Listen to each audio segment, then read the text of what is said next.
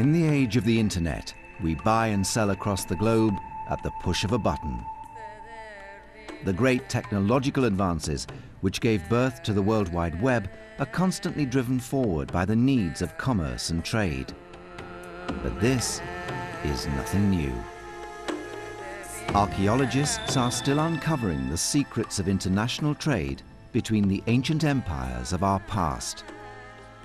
Even in ancient societies, it seems that trade was the driving force behind change and progress.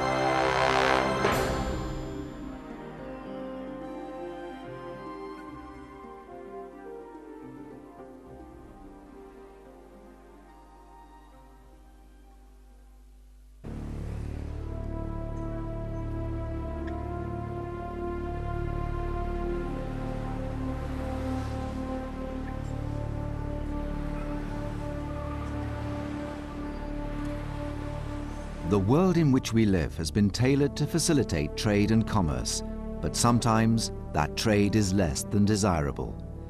Drugs have become the scourge of the modern world. The terrible cycle of addiction, dependency, and despair is depressingly familiar in every society.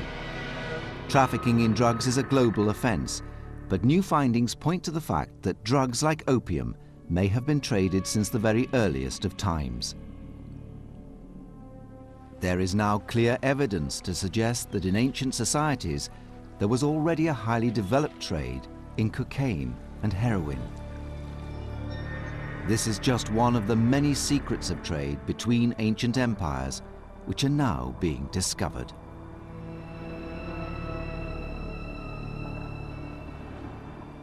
In the next hour, we'll explore the new breakthroughs in archaeology which are reshaping our view of ancient merchants. We explore the trade in obsidian knives and uncover the amazing story of the shipwreck at Uluburun. We investigate astounding new evidence of an ancient trade across continents.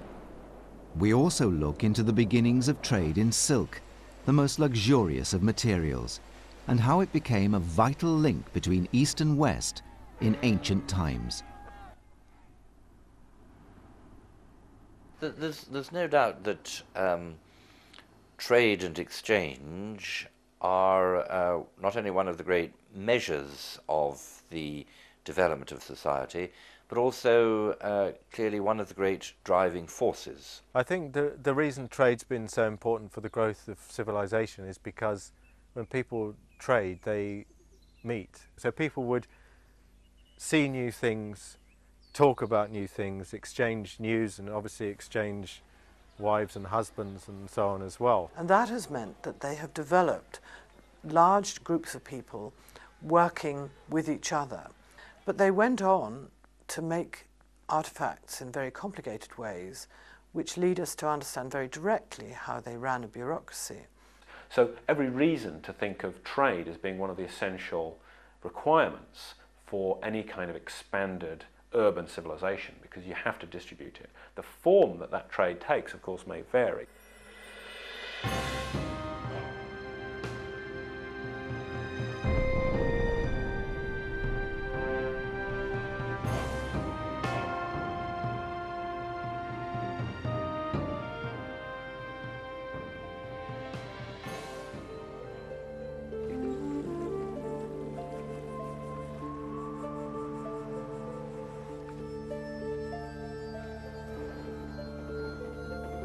Archaeologists of the Victorian era assume that ancient trade was made up largely of necessities, bulky items such as grain and livestock.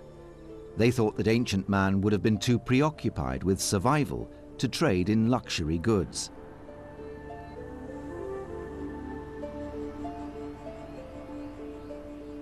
But recent evidence of widespread trading dating back as far as the Stone Age has turned these ideas on their head. Just about the earliest evidence we have for trade is the black stone called obsidian, which is a volcanic product, volcanic glass, and it was used in the same way as flint. And it's got such a sharp edge that it's actually literally sharper than steel, and is still used today by heart surgeons when they want to avoid having a scar tissue as a result of the operations. And these sorts of blades are found all over the Middle East, dating back to 5,000 or 6,000 BC, and yet they only appear, naturally they occur in just a few locations. Archaeologists don't always consider obsidian knives as luxuries. This is because of their obvious functions as tools or weapons. But in modern terms, they certainly represented a top-of-the-range model. Stone Age man would have recognized this just as much as we do. These knives were highly durable, relatively lightweight, and almost certainly commanded a good price. It's intriguing to speculate just how much prestige a noble would gain from owning one. Could this have been the start of commercialism in the ancient world? As the trade in luxury goods grew, obsidian became increasingly sought after. Traders would cross great distances to sell knives made of this volcanic glass. One of the very first settlements to cater to this new economy was the town of Çatalhöyük in ancient Anatolia.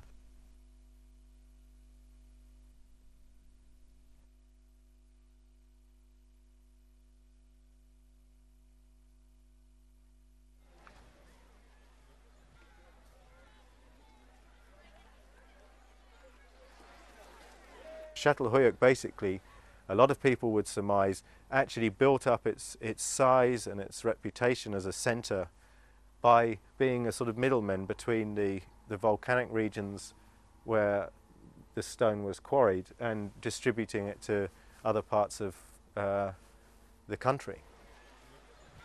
Çatalhöyük and its peoples thrived for over 1,500 years. Archaeological evidence shows us that at its height more than 7,000 people were living and trading there.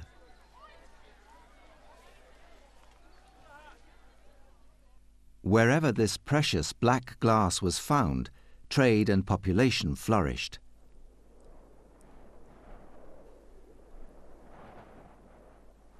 One of these sites was the Greek island of Milos, but the ancient obsidian trade here had other secrets to give up.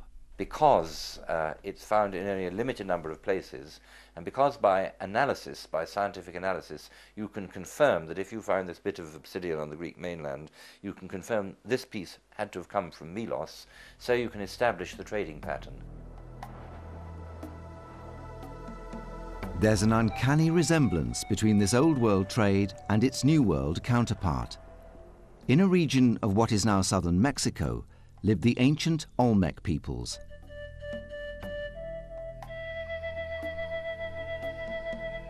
They also worked with obsidian, but there was none to be mined where they lived. It could be found in Guatemala, 250 miles to the south, in the Valley of Mexico, 250 miles to the north, and from the Pachuca region, 300 miles to the north.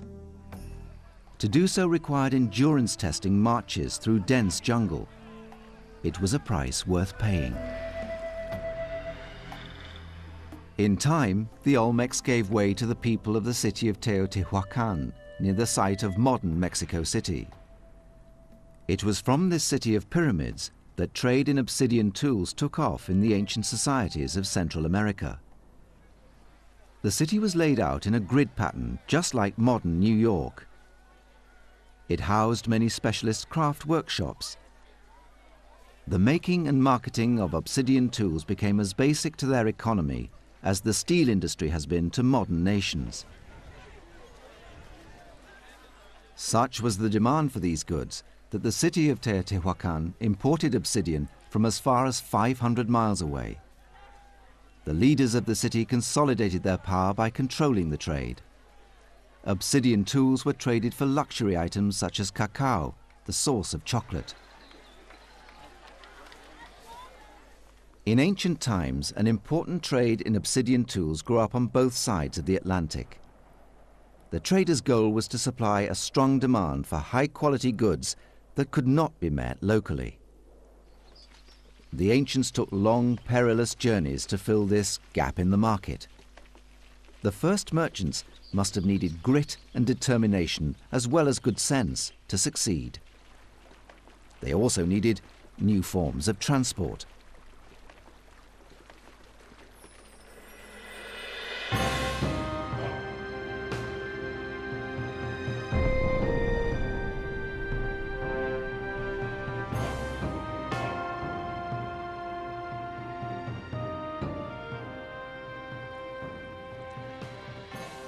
Development of trade has always been a great stimulus to travel, obviously, and so I suppose it could be argued that ship design has always benefited, because ship design improves, no doubt, through increasingly long voyages, and those increasingly long voyages have generally been motivated by trading objectives. I think in most early civilizations there aren't really very many good reasons to go on long sea voyages other than to get the stuff you need, the exotic stuff which you're going to get from somewhere else.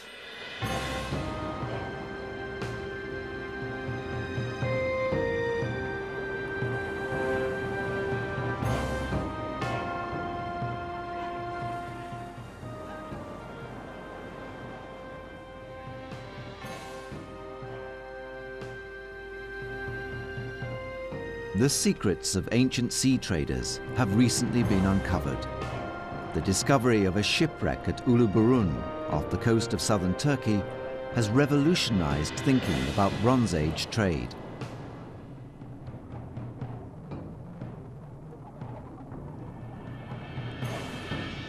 The ship sank about 1300 BC, making it the oldest excavated shipwreck. It lies nearly 200 feet below the surface of the sea.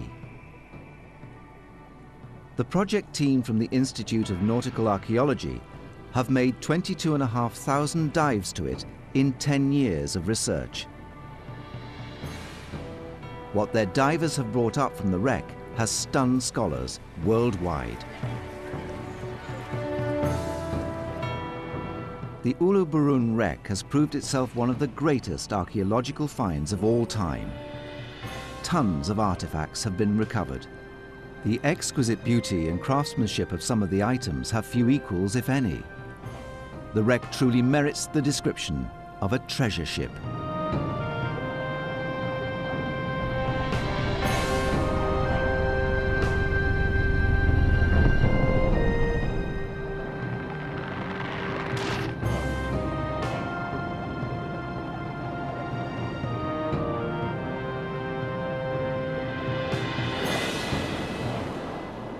The variety and richness of the materials recovered simply amazed the project team.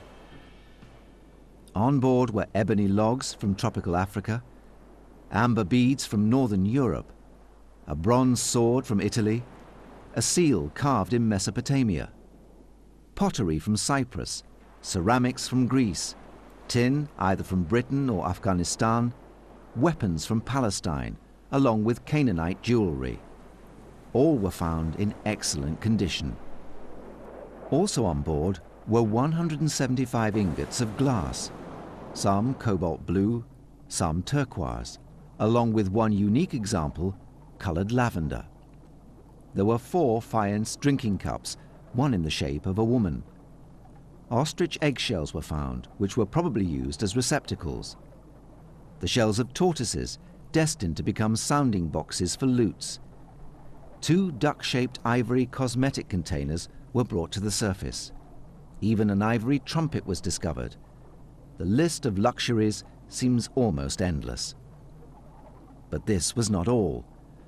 Folding wooden writing tables were found. These tables had their insides covered in beeswax.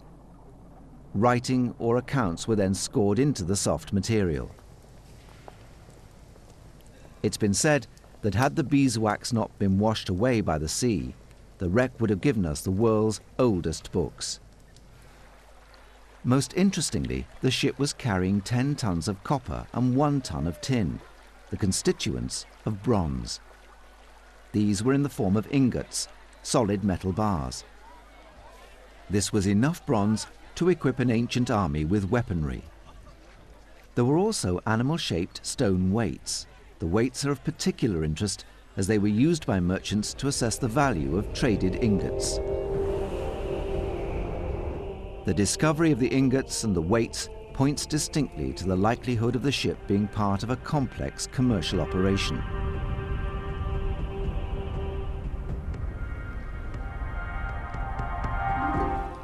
The extraordinary variety of items on the ship leads us away from the idea that it was loaded full at one port only. It stored in its hold goods from 3 continents.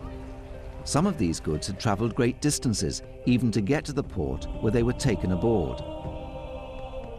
It seems likely that the ship plied a circular route around the Mediterranean. For this reason, it's difficult to place the ownership of the craft. The personal effects of the crew suggest they came from across the region. But new evidence has discovered that it could have carried a more controversial cargo.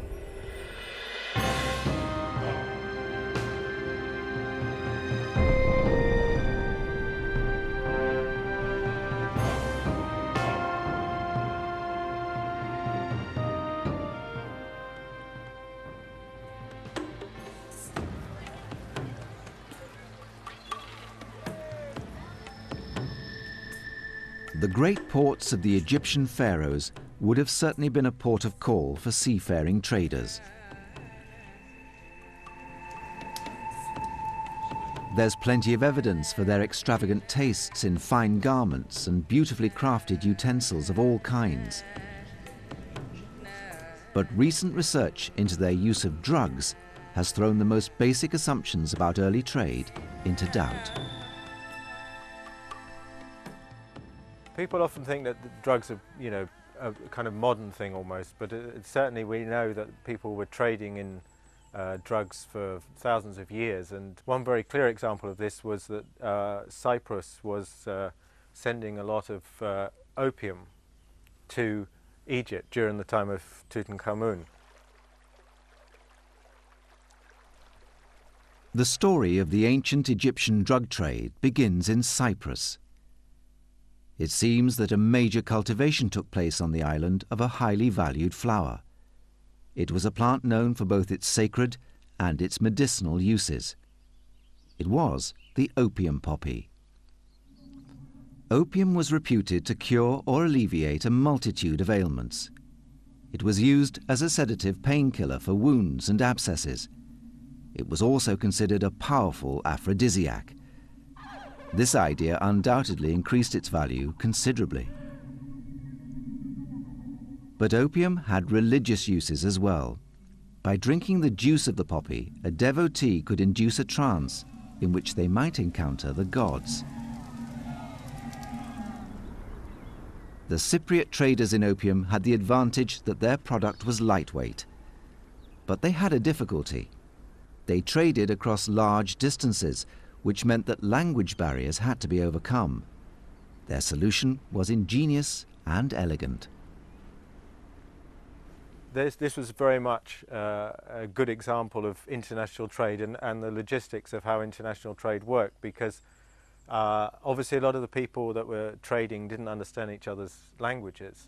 And one of the best ways of, as it were, advertising the product that was being imported was the shape of the vessels in which it was carried. And what they did was they made these special juglets that were actually shaped like an opium poppy, so that people could see what was inside it.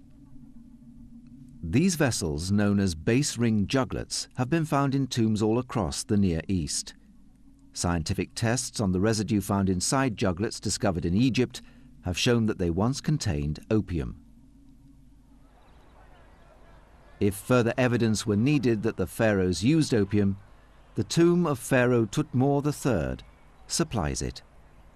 Here, an opium poppy capsule was found inside his last resting place.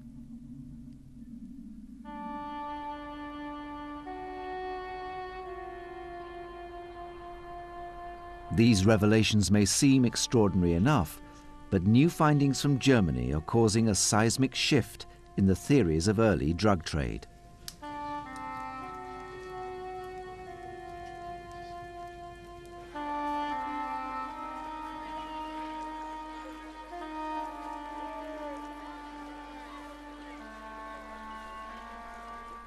Dr. Svetlana Balabanova, one of the world's most highly respected toxicologists, tested one of the Egyptian mummies at the Munich Museum for traces of drugs. This was the 3,000-year-old mummy Henut Tui, the Lady of the Two Lands.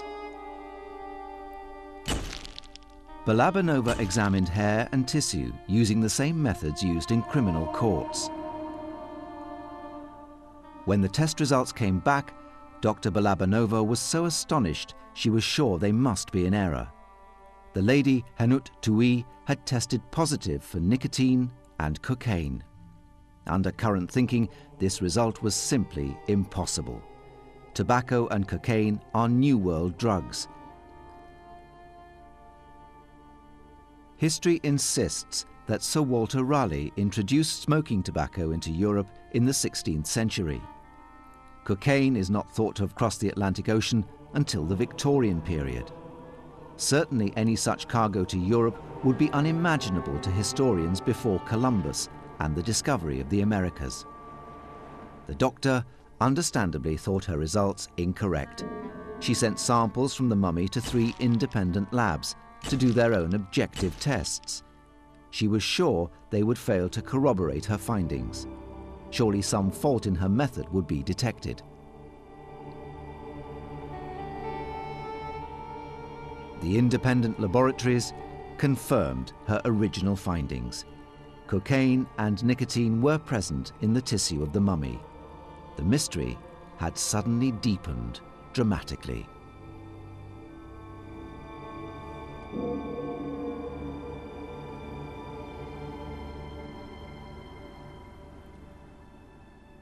Dr. Balabanova set about testing other mummies from the Egyptian Empire. She found that about 1/3 tested positive for nicotine and cocaine. She was stunned. She wrote a paper on her findings. Its publication proved so controversial that she received scathing letters from other practitioners in her field. They feared she would bring their branch of science into disrepute.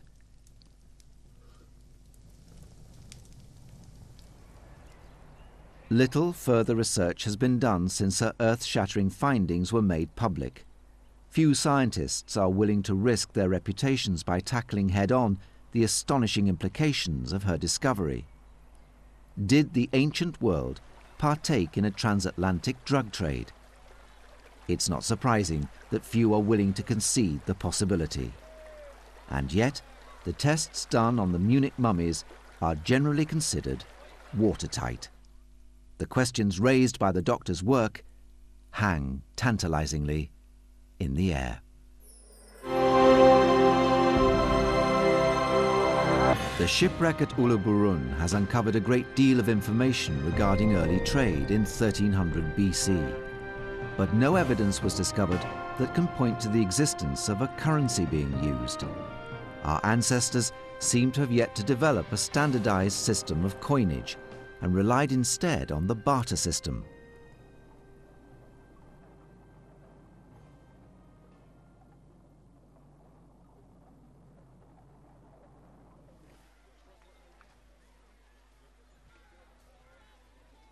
Barter trade was meant bringing a lot of sometimes very bulky goods with you and swapping them on the spot for other things you wanted. And one of the reasons why barter can actually be preferred to cash exchange is because if you have very big transportation costs, if the distances are big, then it makes sense to take with you the things that your customers will want. So you can on the spot swap something you've got, like animals, for something you want, like clothes or cloth.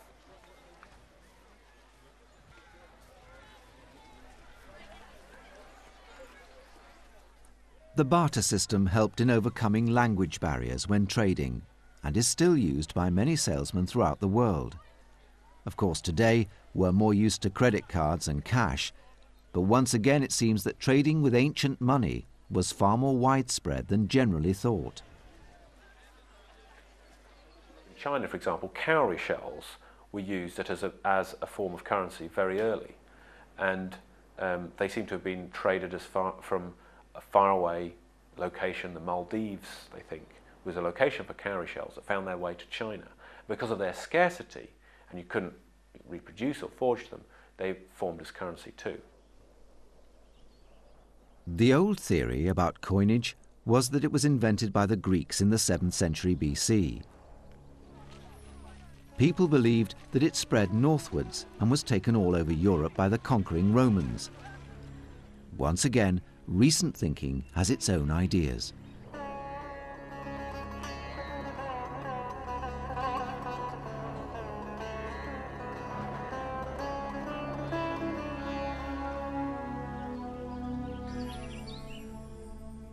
Excavations in India revealed coins minted as far back as the earliest Greek coins. The gold coins of the Kushana and the Gupta dynasties are considered to be among the finest of the ancient world.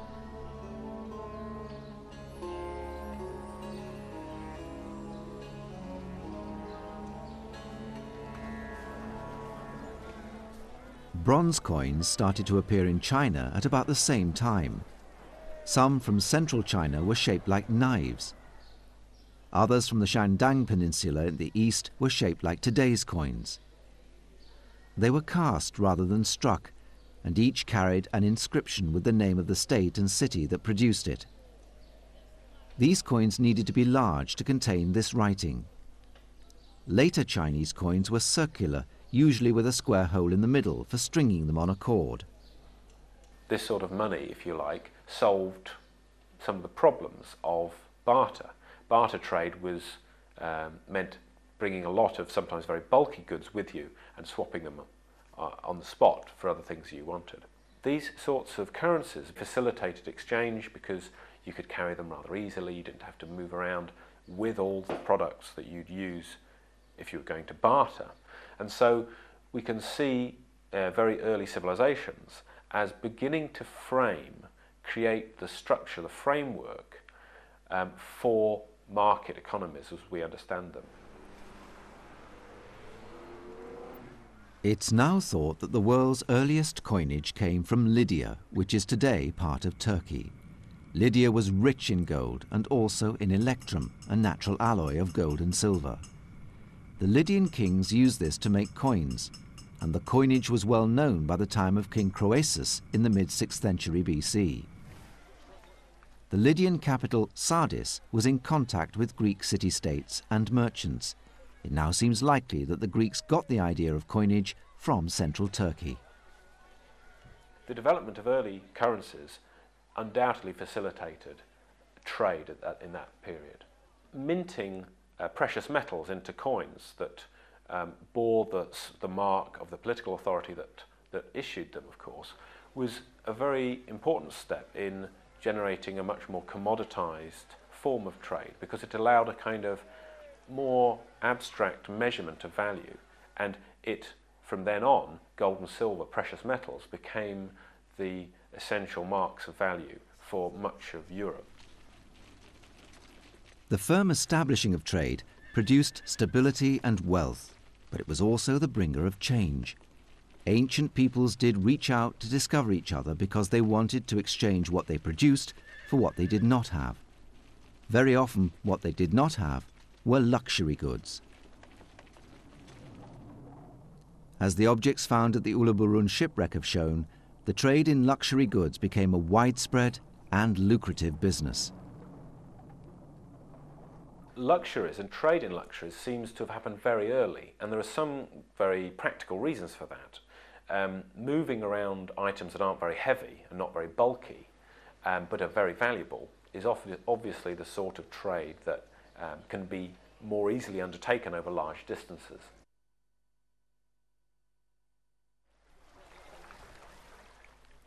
The highly profitable trade in luxuries was a truly international business. New merchants dealt not in perishable goods, but in those items that were the most beautiful, the most exotic, the most exquisite and rare. Thankfully for us, they also dealt in artifacts that have survived the passing years. Without these, we'd know far less about the remarkable and extensive trade routes that supplied the ancient world.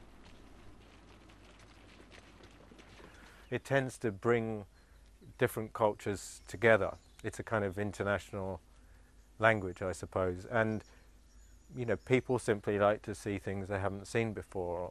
So it's a sort of insatiable cycle of it's demanding constantly new things, in the same way people are always wanting to go to new exotic places or new restaurants or whatever. People are always looking for something different. And so you could see that these are one of the ways in which this other technology, this technology of social control, a political technology, if you like, began to be developed, because they played a role in showing, in marking out the elite from the rest. The elite classes of ancient civilization soon found new ways of distinguishing themselves from others in society. They gathered finely crafted goods which adorned their bodies and homes. They sought out items that would attract the admiration of their peers. In some societies, the rulers maintained a large part of their prestige and esteem by controlling the trade in prestige goods coming in from outside, and they could then bestow these on their retinue, who would therefore be of very high prestige. So they were able to enhance their power by controlling the trade, particularly in valuables and high prestige goods. And often they came from far away, so they also spoke about and symbolised the way in which locally important people were in some kind of distant diplomatic or some other sort of political relationship with distant, powerful figures.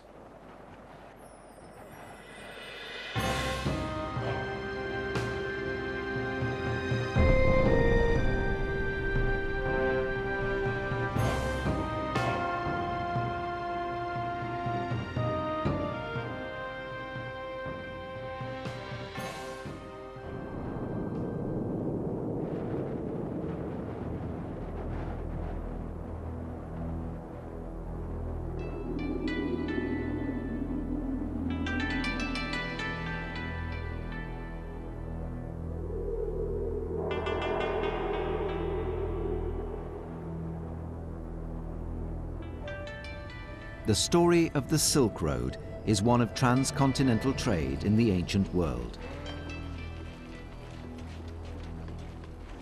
It's also fascinating to realize that it was China that first sent explorers west to discover new cultures and to trade.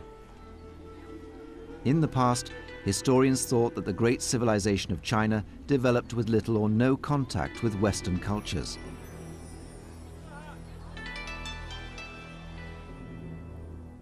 Between China and India lies the virtually impassable barrier of the Himalayan mountains. Further north lies the ferociously hostile environment of the desert of Taklamakan. The temperature in this desert can reach over 50 degrees Celsius. So arid is it, a local people named it the Land of Death. The Taklamakan is flanked by high mountains both to the north and to the south. Even so, ancient traders found a way through. Along its southern and northern fringes, there are a series of oases. These oases were the key to one of the most famed of all ancient trade routes, the Silk Road.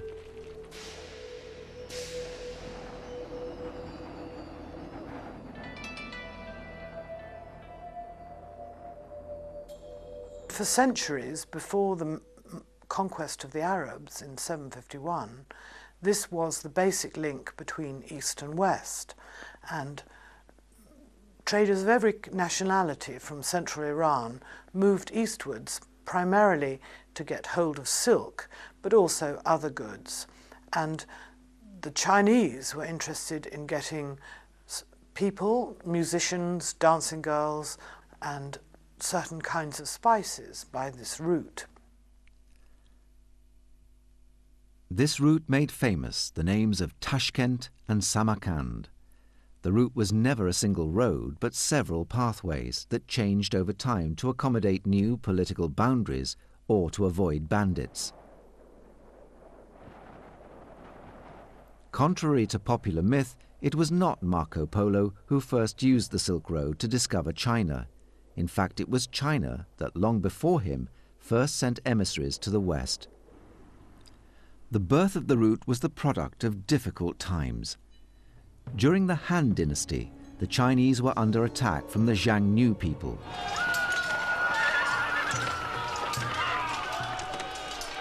Emperor Wudi decided to send Zhuang Can west to try to gain an alliance against the Xiongnu. On his dangerous journey, Zhuang Can was captured and thrown into jail.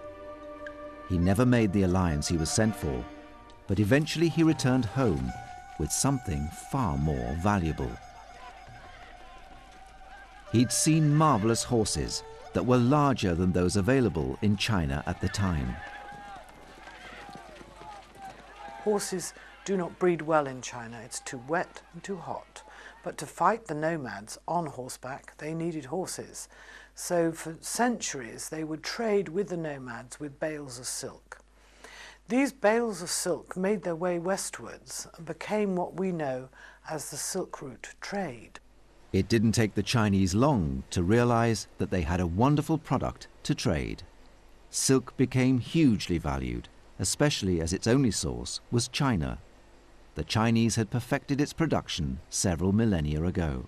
The manufacture of silk is very sophisticated in its way. It involves taking a cocoon and unravelling the silk so that it can be used as an incredibly fine material for making cloth. It has, like all Chinese crafts, to be done on an enormous scale. You have to think of millions of worms being turned into silk cloth. Only the Chinese did this, and of course this beautiful cloth had a sheen and would take lovely coloured dyes, and these colours made silk even more alluring. And of course silk was a very highly prized and valuable commodity for centuries, for millennia. And we can see that silk as a luxury good was traded a very long way into the steppe lands of Eurasia, and various different traders and merchants would pass on this silk till it arrived in Rome.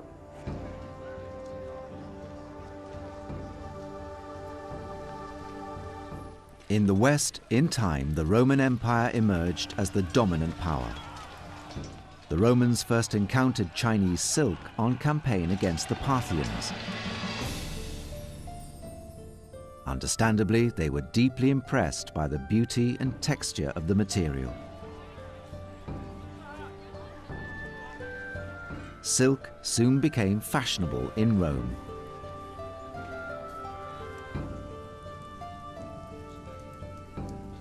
The Parthians quickly realized there was a lucrative trade to be had in bringing the silk west.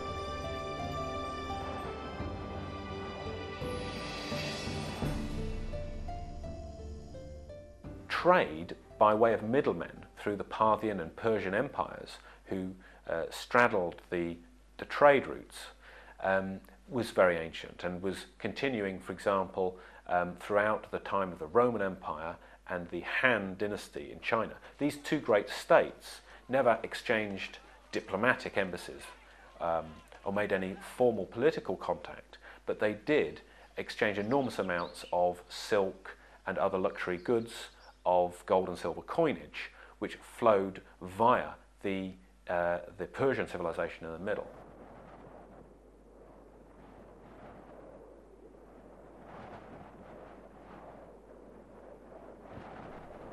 The Romans knew silk was not made by the Parthians.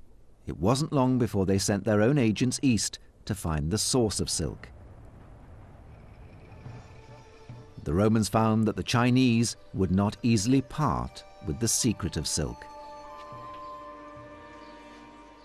The Silk Route, which took silk from China to the west, was economically very important to the Chinese state. And because they had the monopoly on silk, they very jealously guarded it. So, for example, it's said that there was a death penalty for anybody who smuggled the silkworm out of China.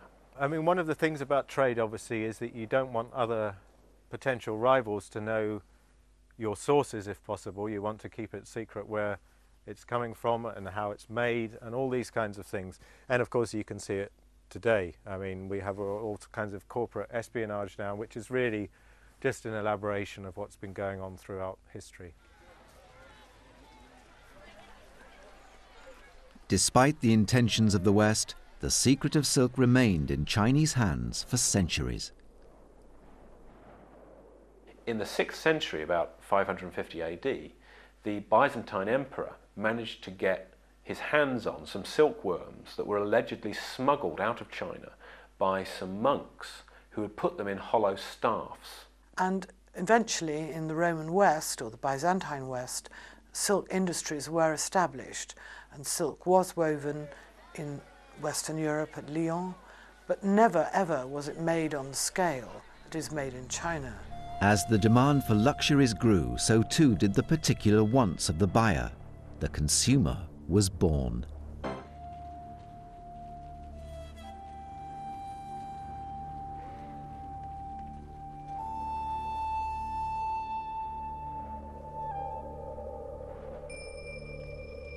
As trade routes developed, gold, ivory, gems and glass headed east to be traded for silk, furs, ceramics, lacquer and iron.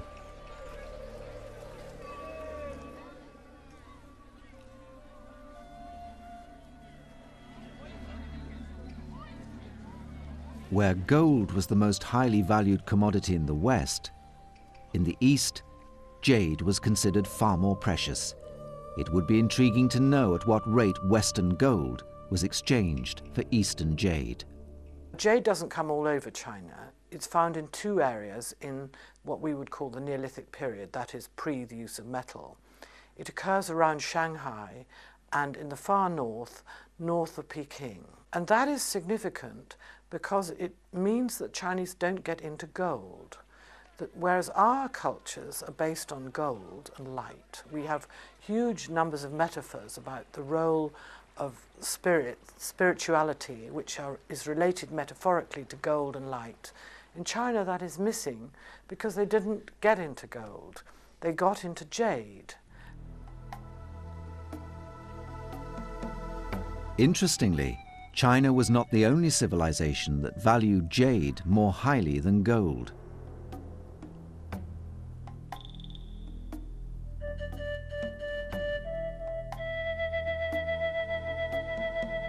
When the Spaniards conquered the Aztec Empire, their lust for gold was insatiable.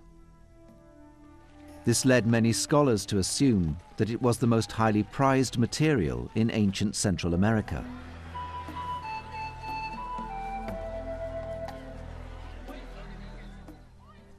The Aztecs had many gold objects which were melted down by the Spanish conquistadors, but many jade objects survived. Jade was also more highly valued than gold by the more ancient civilizations of Mexico, which the Aztecs had brutally suppressed. In the Olmec era, which lasted from about 1450 BC to 100 BC, many remarkable and very lifelike figures were made of serpentine and jade. Most Olmec objects are made from blue-green jade, but a few are of the transparent dark green jade, which is so highly prized in China.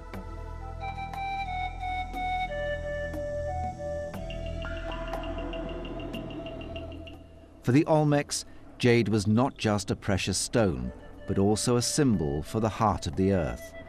Their cult of Earth God led them to bury many jade objects as soon as they were made, which is why so many have been so well preserved. Other cultures in Central America used jade for axes, chisels and weapons, but the Olmecs seem to have used their jade mainly for objects of art and devotion.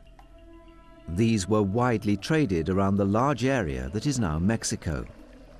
The two main thrusts of Olmec expansion across Mexico to the northwest and towards Guatemala to the southeast can be explained by the need to guarantee their supplies of jade.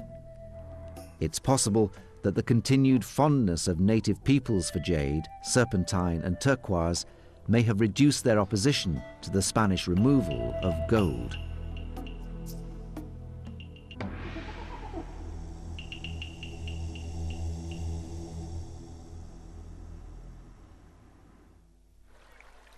Over and again, new discoveries have pushed back the date of the start of trading.